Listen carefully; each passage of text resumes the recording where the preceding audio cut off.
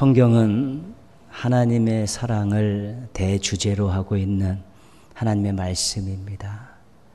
하나님이 세상을 이처럼 사랑하사 독생자를 주셨으니 이는 그를 믿는 자마다 멸망하지 않고 영생을 얻게 하려 하심이라. 하나님의 사랑이 무엇이냐면 독생자를 주신 것입니다. 독생자를 주셔서 세상을 구원하시고 사람들에게 영생을 누리게 하신 것이 하나님의 사랑입니다. 그래서 이 하나님의 사랑이 우리 인간들에게 이 세상에 전해진 것을 우리가 복음이라고 이야기합니다. 그래서 사복음서는 복음의 주인공이신 예수님의 생애에 대해서, 그분의 사역에 대해서, 그분의 말씀에 대해서 아주 잘 기록을 해놓고 있습니다.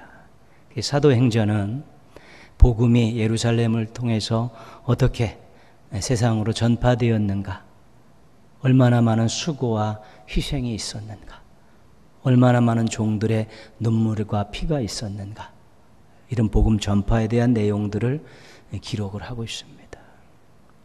로마서는 복음의 진수에 대해서 설명하고 있습니다. 복음이 무엇인가, 그거에 대해 설명하고 있습니다. 그래서 오늘 우리가 로마서를 잠깐 살피면서 복음이 도대체 뭔가, 하나님이 사랑하는 마음을 가지고 이 세상에 인간들에게 안겨주신 복음이 도대체 무언가, 그 복음을 받고 어떤 혜택을 누리고 살고 있으며 복음을 받고 어떻게 살아가야 되는가에 대해서 다시 한번 확인해 보려고 합니다. 1장부터 8장까지가 핵심 내용이죠. 창세 이후로 인간은 하나님께 불순종했다는 것입니다. 유대인이나 헬라인이나 모두가 다 죄인이라는 것입니다. 그런데 하나님께서 이 세상을 구원할 수 있는 유일한 길, 한 의인 예수님을 보내주셨다는 것입니다. 그래서 그분을 믿음으로 구원을 받고 의로워질 수 있다는 것이죠. 아브라함도, 구약에 있는 아브라함도 믿음으로 의로워졌다는 것을 성경을 제시하면서 가르쳐주고 있습니다. 그래서 예수님을 믿음으로 구원받은 사람들은 죄와 사망과 율법에서 해방되었다는 것입니다. 엄청난 사건. 그리고 예수 믿고 구원받은 모든 사람들은 지금 성령 안에서 살고 있다는 것입니다. 그것이 복음에 대한 중요한 내용입니다. 근데 로마서 1장부터 8장까지 이 복음의 내용을 읽으면서 가장 중요한 것은 뭐냐면 이 모든 것이 은혜였다는 것입니다. 은혜였다는 것입니다. 죄의 문제를 인간이 해결할 수 없습니다. 죽음의 문제, 이 사망의 문제를 인간 스스로 해결할 수 없습니다. 율법을 완전히 지켜서 의를 이루는 것 불가능한 일입니다. 근데 예수 그리스도를 보내주셔서 예수님을 믿음을 통해서 이 세 가지를 한꺼번에 다 해결해 주셨다는 것입니다. 그래서 중요한 것입니다. 은혜다.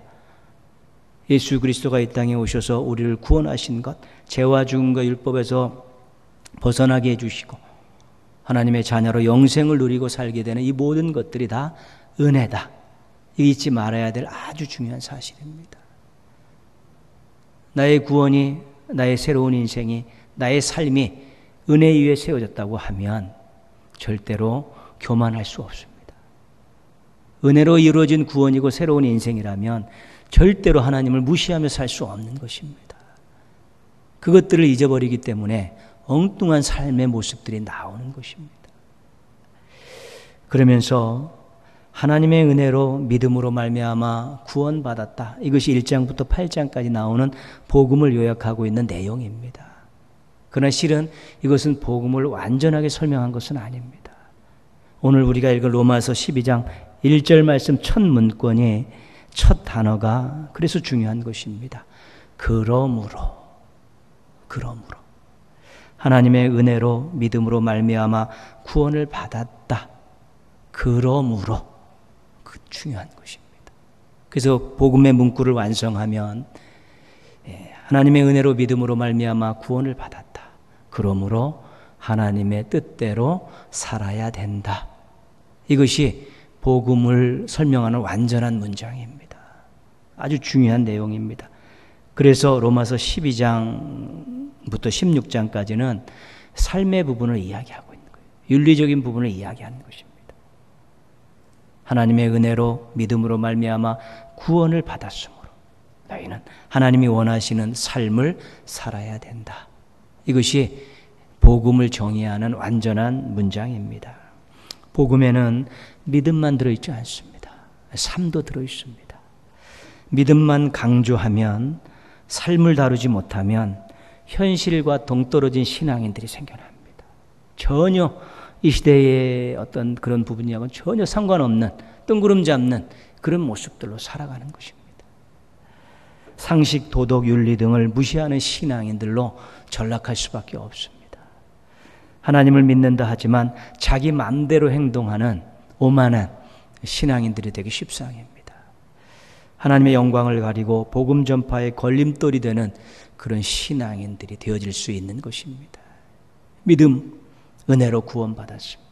또 하나님 뜻대로 살아가야 되는 이 부분까지 합쳐졌을 때 그것이 건강한 신앙이고 온전한 복음이고 그것이 하나님의 뜻을 이 땅에서 실현해가는 영향력 있는 신앙이 될 수 있는 것입니다. 절대로 하나님이 부족해서 영광 받지 못하시는 일은 없습니다. 절대로 하나님이 무능력해서 세상으로부터 조롱당하시는 일은 없습니다. 하나님의 은혜로 믿음으로 말미암아 구원받은 사람들이 제대로 된 삶의 모습들을 펼치지 못했기 때문에 하나님이 영광을 가리고 하나님 무시당하고 하나님이 조롱당하는 것이지 하나님은 인간들에게 조롱당하고 무시당할 뿐이 아닌 것입니다. 그 존재만으로도 왕이시고 주인이시고 창조주신데 누가 함부로 하겠습니까? 그러나 택하시고 구원해 주신 그 사람들에 의해서 하나님의 영광이 가리워지고 하나님이 조롱받고 무시당할 수 있다는 것입니다. 거기에 대해서 교회와 성도들은 경각심을 가지고 있어야 되는 것입니다. 하찮은 인간들로 세상으로부터 조롱받고 무시당할 수 없는 그 분이 오히려 은혜를 베푸셔서 구원을 선물로 주기 영생을 선물로 주신 그런 성도들에 의해서 그리스도인들에 의해서 교회들에 의해서 조롱받고 무시당할 수 있다는 것에 대해서 깊이 생각하고 살아야 되는 것입니다. 하나님의 은혜로 믿음으로 말미암아 구원받은 우리들이 하나님의 영을 영화롭게 하는 삶을 살 수 있고 또 하나님의 영광을 가릴 수도 있다는 것입니다. 그 양자택일이 우리 인생에 아주 중요한 갈림길에 지금 서 있는 것입니다. 요즘에 그 SNS에서 돌아다니는 그 글 가운데서 이런 글이 있습니다. 그 미국 뉴욕에서 있었던 일인데 폴이라는 직장인에 대한 이야기입니다. 동료와 함께 업무를 마치고 저는 집에 가려고 나와서 택시를 잡는데 금요일 오후라서 아주 복잡합니다. 택시도 없고요. 근데 한참을 기다리다가 택시 한 대를 발견하고 동료가 뛰어가서 그 택시를 잡았습니다. 이제 폴도 그 동료를 뒤따라가서 택시 타려고 가다가 갑자기 벌어진 일을 보게 된 것입니다. 동료가 뛰어가다가 길거리에서 과일 장사를 하는 할머니의 그 과일 상자를 발로 차버린 것입니다. 그래서 과일들이 길거리에 막 나뒹굴어졌지요. 폴이 뒤따라가다 할머니를 보니까 뭐 아무런 움직이지도 못하고 울고만 있는 것입니다. 가까이 가서 보니까 또 그 할머니는 시각장애인이었습니다. 이래서는 안 되겠다 생각하고 과일을 다 주워 담아서 상자에 넣어서 할머니에게 갖다 드리고 지갑에서 돈을 빼서 주면서 할머니 이 정도면은 손해보시지는 않을 겁니다. 이제 그렇게 돈을 할머니 손에 쥐어줬습니다. 보통 같으면 괜찮습니다. 뭐 고맙습니다. 이런 대답이 나올 것 같은데 할머니가 의외의 말씀을 하십니다. 당신은 하나님인가요? 이렇게 물었다는 것입니다. 이 폴이 나는 하나님 아니라고 절대로 아니라고 막 손사래를 쳤는데 그 할머니께서 내가 이 과일바구니가 나둥가려지면서 과일이 쏟아졌을 때 이 난감한 상황을 보면서 하나님께만 기도했습니다. 도와달라고. 그런데 당신이 나를 도왔으니까 당신이 하나님이신 것이 틀림없습니다. 그렇게 이야기했다는 것입니다. 우리가 하나님의 마음을 가지고 하나님의 손길이 되어서 누군가에게 베풀고 나누고 도울 때 그들에게는 그것이 하나님의 사랑으로 전달될 수 있고 하나님의 존재를 확인할 수 있고 하나님이 자신을 돕는다는 것을 확실히 고백할 수 있다는 것입니다. 그래서 우리가 얼마든지 작은 사랑의 손길을 통해서도 하나님의 존재를 부각시킬 수 있고 하나님의 영광을 드러낼 수도 있는 것입니다. 그런 삶을 사는 것이 건강한 복음을 가지고 사는 사람들의 삶이 되는 것입니다. 하나님의 마음으로 하나님의 손이 되어 우리 다른 사람을 대할 수 있으면 세상은 조금 더 아름다워지고 하나님은 더 큰 영광을 받으실 수 있을 것입니다. 그런 삶을 사시기를 바랍니다. 1절 말씀 보시면요. 같이 한번 읽겠습니다. 그러므로 형제들아 내가 하나님의 모든 자비하심으로 너희를 권하노니 너희 몸을 하나님이 기뻐하시는 거룩한 산 제물로 드리라. 이는 너희가 드릴 영적 예배니라. 하나님의 은혜로 믿음으로 말미암아 구원받은 성도들에게 주시는 삶의 대원칙입니다.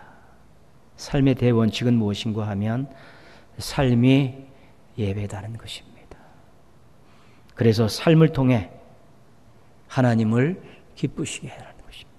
자신의 삶이 제물이 되어서 하나님이 기뻐 받으실 만한 예배를 드리라는 것입니다. 삶을 통해 복음의 완성을 이루라는 것입니다. 우리가 하나님의 은혜로 믿음을 하며 구원받은 감격을 가지고 이렇게 모여서 의식적으로 예배를 드리고 있습니다. 이 예배도 하나님을 기쁘시게 하는 예배지만 삶 가운데서 우리가 거룩한 제물이 되어서 우리의 삶이 거룩한 제물이 되어서 하나님을 기쁘시게 해드리는 것도 예배라는 것입니다. 그동안 우리는 계속해서 대면 예배를 드리지 않았습니까? 현장 예배를 드렸습니다. 함께 모여서 이 공간 안에서 같은 시간대에 함께 모여 예배를 드렸습니다. 우리가 코로나19로 인해서 영상 예배를 드려왔습니다. 또 가정에서, 처소에서 또 영상을 통해서 예배를 드렸지요. 예배의 다양성 가운데서 우리가 꼭 잊지 말아야 될 것은 생활 예배도 있다는 것입니다. 우리가 한 주간 살아가면서 우리의 삶이 거룩한 제물이 돼서 얼마든지 하나님 받으실 만한 예배를 드릴 수 있다는 것입니다. 의식적인 예배는 우리가 시간만 좀 내면 되는 것입니다. 그러나 생활 예배, 삶의 예배는 우리가 수고도 해야 되고 때로는 희생도 해야 되는 그런 대가를 치르는 것이 있는 것이죠. 그러나 그것도 하나님이 받으실 만한 예배라는 것입니다. 2절 말씀 같이 한번 읽겠습니다. 너희는 이 세대를 본받지 말고 오직 마음을 새롭게 함으로 변화를 받아 하나님의 선하시고 기뻐하시고 온전하신 뜻이 무엇인지 분별하도록 하라. 하나님의 은혜로 믿음으로 말미암아 구원받은 성도들에게 주시는 삶에 대한 지침입니다. 세 가지를 말씀하죠. 이 세대를 본받지 말라. 지금 살고 있는 이 세상, 살고 있는 이 시대를 본받지 말라는 것입니다. 이 세상은, 우리가 살고 있는 이 시대는 실은 하나님과 무관한 것들이 가득 차 있는 시대입니다.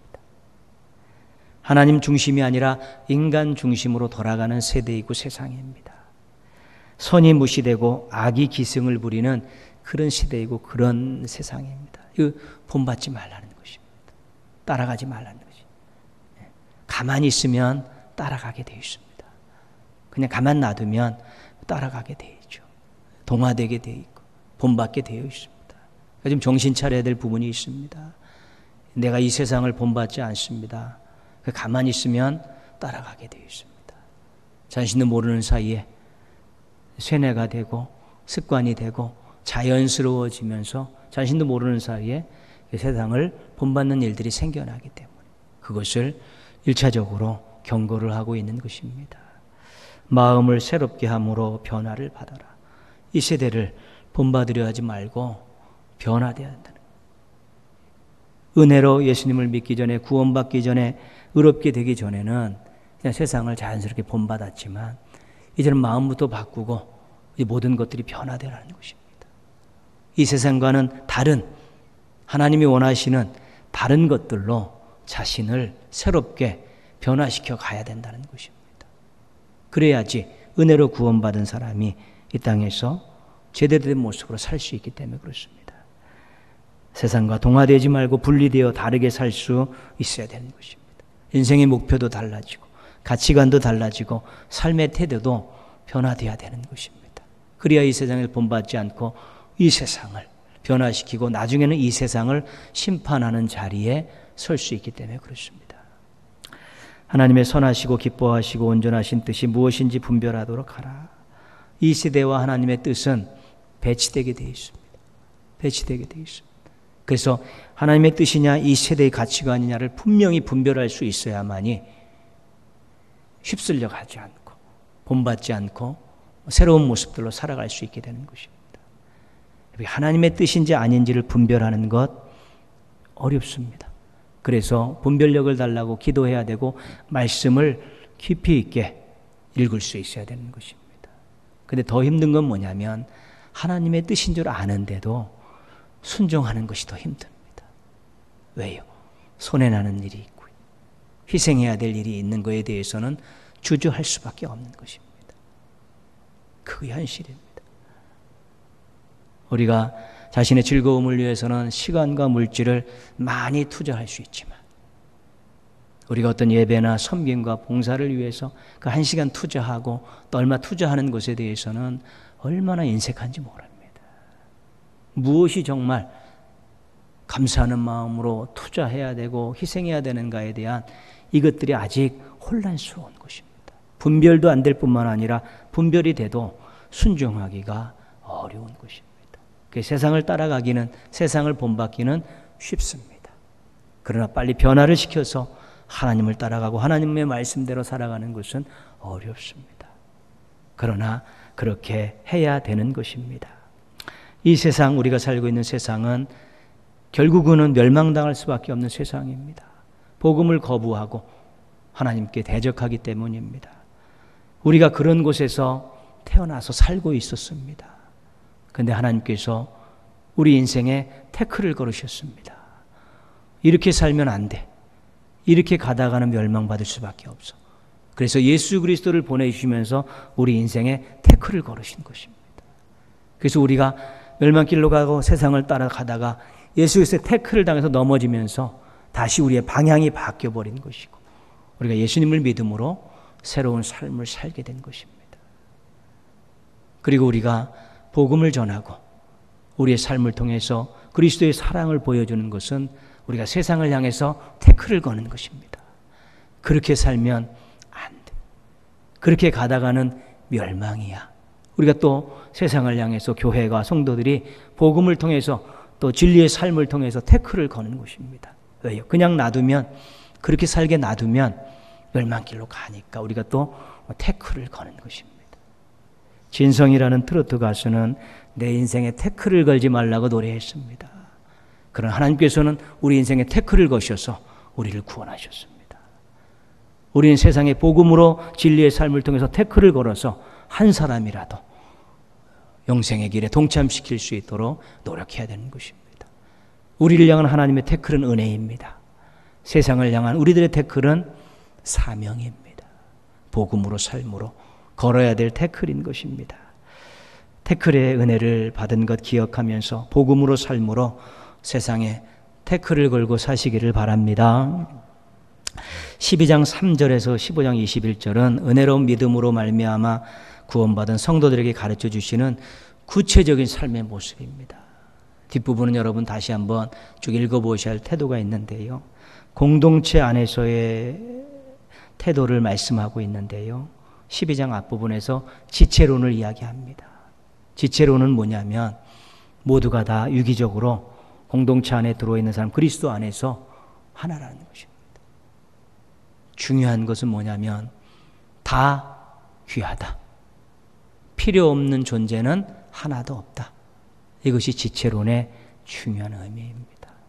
그래서 일치를 강조하고 있습니다. 일치입니다. 신앙 공동체는 일치입니다. 일치하지 못하고 불화하는 것은 하나님의 뜻이 아닙니다. 하나님의 은혜로 믿음으로 말미암아 구원받은 공동체가, 사람들이 모인 공동체가 불화하는 것은, 그것은 신앙생활 제대로 하지 못하는 것이고, 은혜로 구원받은 것에 대한 감격들이 사라진 것이고, 자신이 잘나서 구원받고 자신이 잘나서 무언가를 할 수 있다라는 오만함에 빠져서 생겨나는 하나님 앞에서 철저한 죄악입니다. 신앙의 공동체는 일치입니다. 하나됨입니다. 이거 유지해야 됩니다. 어떤 대가를 치르더라도 이것은 유지해야 되는 것입니다. 그것이 제대로 된 복음의 삶인 것입니다. 이웃과의 관계에서 태도도 말하고 있습니다. 12장 14절 이하에서 원수 맺지 말라. 그리고 사람들과 동고동락하라. 기쁜 일 있으면 함께 웃고 어려운 일 있으면 함께 울어야 된다. 화목, 화평을 강조하고 있는 것입니다. 주변에 있는 이웃들과 화목하게 살고 화평하게 살라는 것입니다. 특별히 하나님 강조하고 계신 것은 원수를 맺고 보복하려고 하지 말라는 것입니다. 그것만큼 하나님 철저하게, 내가 할 거니까 그건 너희들 하지 말고, 너희들은 원수를 맺고 원수 갖고 보복하는 것이 해야 될 일이 아니라는 것입니다. 화평하고 화목하고 동고동락하면서 어우러져 살아가려고 노력해야지, 뭐 좀 수틀린다고 원수 맺고 그거 보복하겠다고 길이길이 날뛰는, 그것은 정말 복음을 받은 복음의 삶을 살아가는 성도들의 태도가 아니더라고 강력하게 말씀하고 계신 것입니다. 13장에서는 국가와 관계에서도 말하고 있습니다. 이 국가가 하나님의 뜻을 수행하고 나라와 국민들을 위해서 제대로 가면 복종하라는 것입니다. 그리고 세금의 의무도 다라고 이야기하고 있습니다. 물론 불의한 권력에 대해서는 항거해야 됩니다. 왜냐하면 하나님이 주신 그 권력을 남용하고 있기 때문에 그런 것입니다. 그러면서 지도자들에게 이야기하는 것입니다. 너희들이 가진 권력이, 그 자리가 위로부터 왔다는 거 잊지 말라는 것입니다. 그거 잊지 않고 통치하면, 지도력 발휘하면 정말 하나님의 뜻을 실현하는 좋은 장이 될 수 있기 때문에 그렇습니다.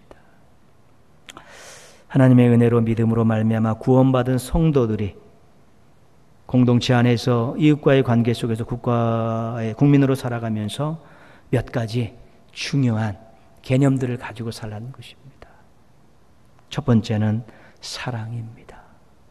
사랑하는 자는 율법을 다 이루었느니라. 사랑은 이웃에게 악을 행하지 아니하나니. 하나님 말씀의 핵심이 사랑이라는 것입니다. 사랑을 실천하면 다른 사람에게 절대로 악을 행하지 않는다는 것입니다. 그것이 제대로 구원받고 제대로 은혜를 알고 제대로 복음적인 삶을 살아가는 사람들의 중요한 삶의 모습인 것입니다. 두 번째는 관용입니다.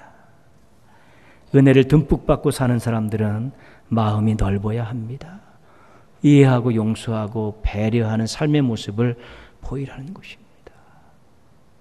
마음이 좁아지면 싸움밖에 할 것이 없습니다.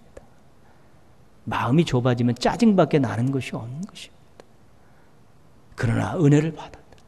은혜로 구원받았는데, 하나님이 나와 함께 하시는데, 하나님 나를 사랑하시는데, 내가 기도하면 들어주시는데, 좀 그런 넓은 마음 가지고 좀 이해하고 용서하고 배려하면 공동체도 따뜻해지고 이 사회도 아름다워지고 국가에서도 여러 가지 많은 부족함이 있어도 또 메꿔가며 갈 수 있다는 것입니다.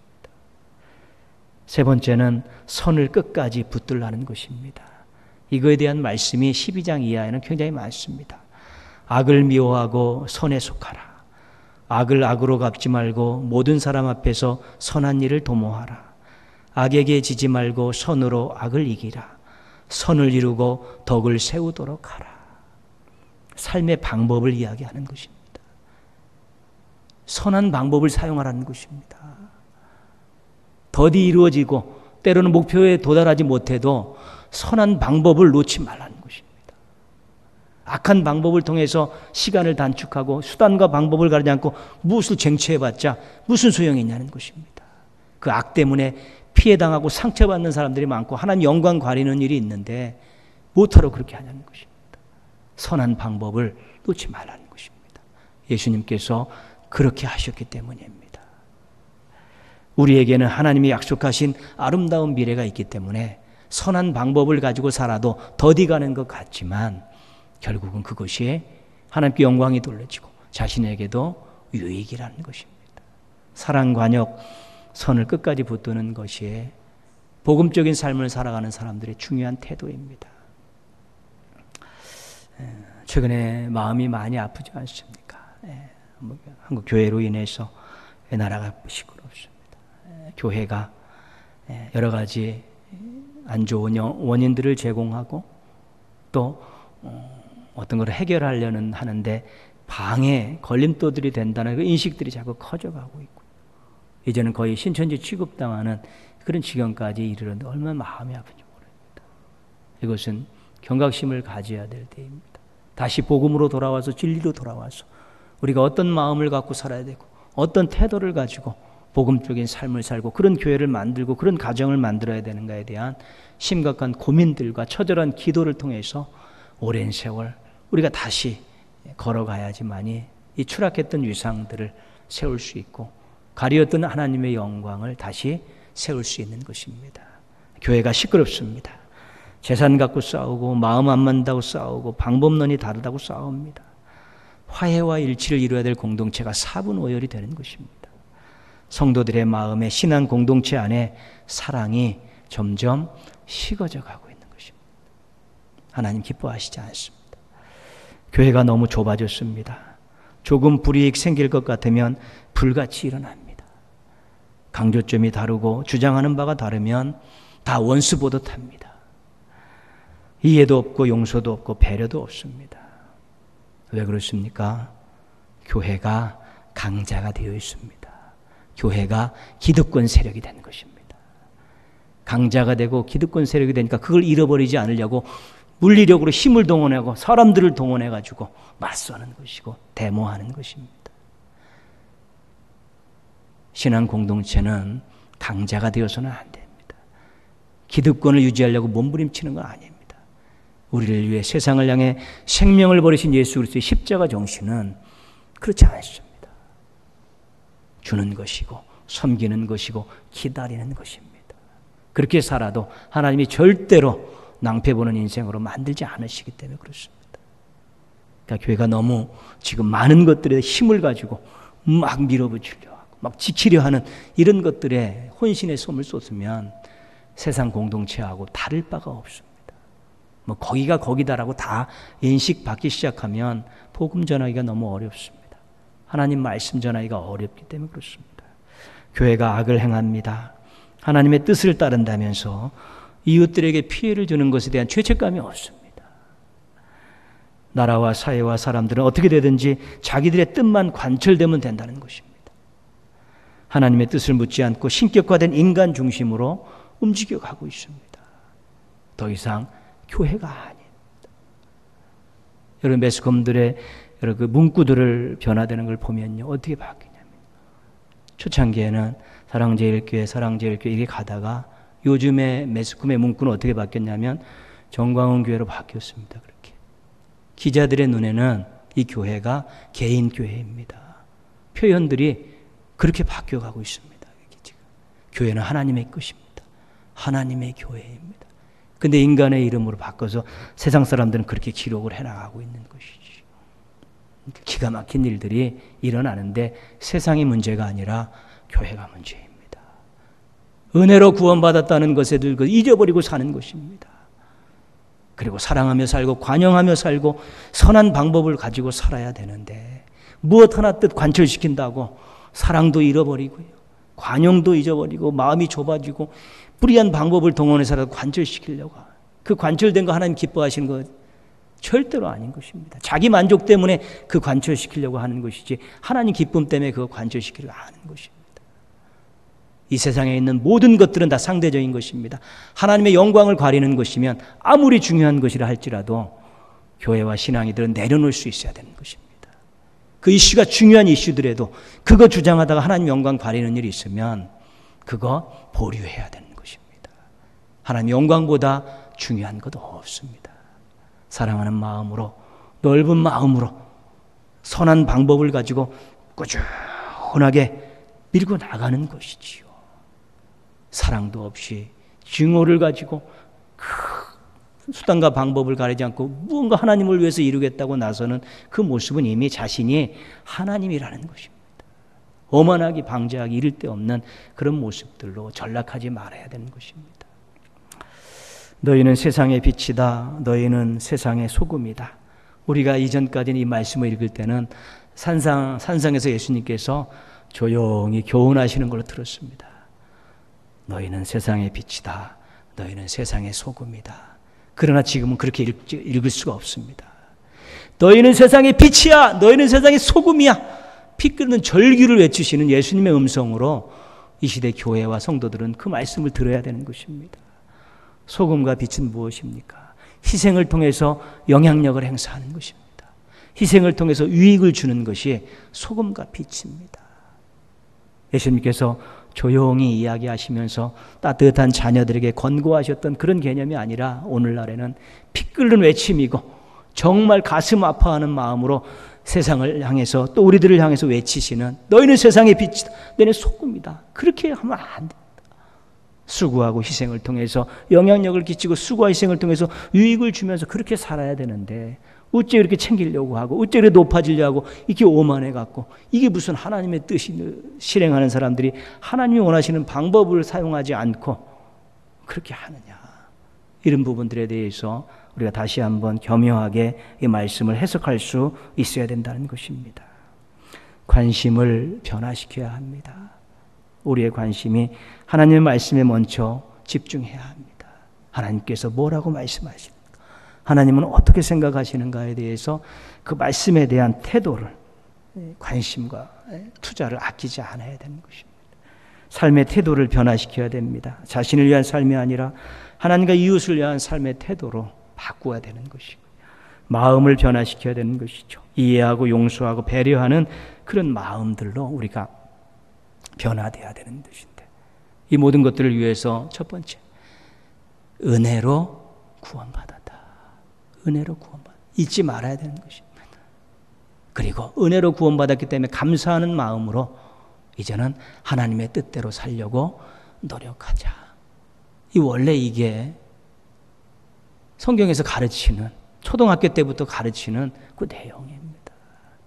그걸 우리 기본으로 돌아가서 은혜로 구원받았다는 감격을 가지고 어떻게 하나님 뜻대로 살 것을 고민하고 그렇게 노력하다 보면 우린 다시 세상에 빛으로 소금으로서 선한 영향력을 끼치는 하나님의 영광을 드러내는 진정한 도구로 살아갈 수 있게 될 것이고 우리의 가정과 교회들도 또 그런 모습들로 새로운 미래들을 힘써서 준비해야 되는 것입니다.